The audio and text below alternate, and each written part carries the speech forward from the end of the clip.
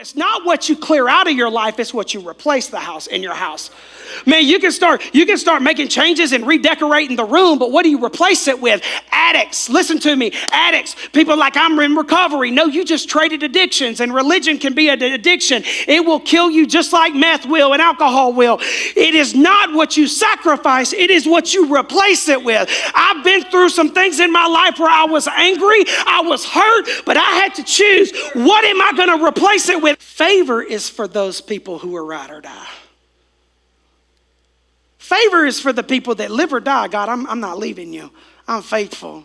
Whether the cancer and sickness stays or goes, I'm in, God. Whether pay raise, pay cut, promotion, demotion, God, shut the door in my face if that's your will. Because God will break your heart in order to save your life. I'm going to speak this straight up. So your excuses, I'm talking to everybody online, I'm talking to Ben Bonner right here. Your excuses need to be exposed. Your hiding places and your coping mechanisms need to be exposed. This is what fasting does. This is how it shifts your hunger. What you hunger for. All my people, my womenizers in the place, my people that you like men too much and you're lonely. Whatever you're hungry for, whatever insecurities are consuming you, you want to shift it. Be heartbroken. Bring it to the table. Your excuses, your hiding places, your coping mechanisms, they need to be exposed. When the Bible says all darkness is coming to life, it's not to humiliate you, it's to heal you.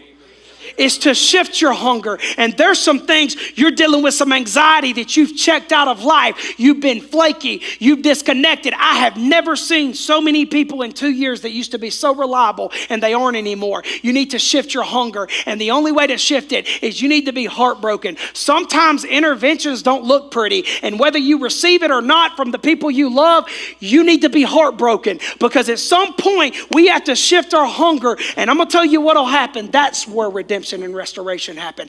God will tear down your entire foundation to build it back up bigger. You know what we do now when God puts something on our heart? Oh, we're excited. We want to make an emotional decision.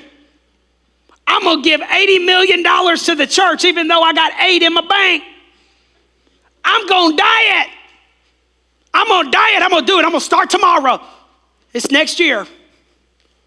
I'm going to use money. I'm going to do this and this and this. And you make an emotional decision with no plan and no clarity, and you end up petering out. There's some chains that only God can break in your life. Not a good woman, not a good man, not a good job. There's some anxiety and some mental issues in your life, mental illness in your life, only He can break. Addiction, scars and trauma, things that people did to you or you did to yourself or other people. There's some gaps that only He can close. There's some debt that only He can pay off. And you got to know there's some chains that only He can break. And He said, guys, this one I had to do. This one you got to rely on me.